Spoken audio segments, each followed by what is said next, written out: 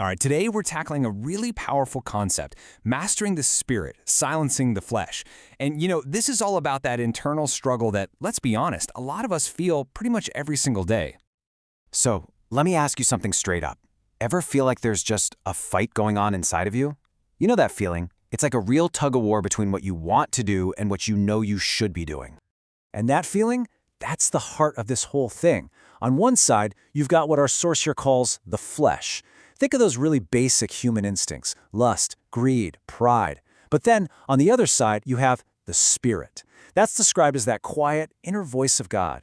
And the whole idea is that these two, they're always at odds with each other. Okay, so what makes this battle so incredibly tough? Well, a big part of it is that this fight isn't just happening in your head in a vacuum. There's this massive external factor, which we're going to call the world's loud influence. And here's the real kicker. The world we live in, it often takes those desires of the flesh and makes them seem totally normal. Not just normal, but sometimes even something to strive for. It just completely blurs the lines, And that makes it so much harder to even recognize there's a conflict to begin with. And it's kind of wild when you stop and think about just how everywhere these influencers are. I mean, really think about it. The music you listen to, the movies you stream, the stuff that just flies by on your social media feed, even the casual conversations you have with people. All of it can turn up the volume on the voice of the flesh.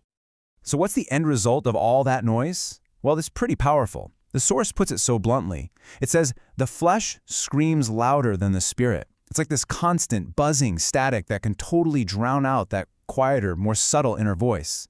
That is, unless you make a real effort to tune in. So with all that screaming and all that noise, how in the world are you supposed to win this fight? It sounds impossible, right? But the answer, according to our source, is kind of surprising. It's not about some big dramatic gesture. It's found in the small, consistent, daily sacrifices. To make this point, the author of our source material gives us this really specific detail. They're writing this whole thing at 3 a.m. Now, why on earth would they do that? What's so special about 3 in the morning? Well, it's because that specific time, it points to where the real battlefield is. See, it's not in the big, dramatic, life-changing moments. Nope. The real fight happens in those small, quiet, daily choices. The ones you make when the world is finally asleep and all the distractions are turned way down. So you can actually take this idea of small sacrifices and turn it into a real daily practice. It starts with willingly sacrificing a bit of comfort. Then maybe sacrificing a little sleep when you have to, just like our author getting up at 3 a.m. The whole point is to use that quiet, uninterrupted time to consciously put God first before the craziness of the day comes rushing in. Okay, now this next part, it might sound completely backwards. I mean, we've been talking this whole time about a fight, a battle, right? But the ultimate strategy here, it's not about gritting your teeth and fighting harder. It's about something the source calls the power of surrender. Let's actually break that down, because it's a huge idea. So on one hand, you've got regular old human willpower. You know this one, right? It's the try harder, just be better, pull yourself up by your bootstraps method. It's all about relying on yourself. But on the other hand, you have what's called divine surrender. And that's all about admitting, hey, I can't do this by myself, and then making the choice to rely on God. And this right here, is the absolute core message of this whole thing. Victory doesn't come from willpower, it comes from surrender. I mean, that just completely flips the script on how most of us are taught to deal with our personal struggles, doesn't it? So what does this surrender actually look like in real life? Is it complicated? Not at all. It really just boils down to one simple, crucial action. It's saying, honestly, God, I can't do this without you.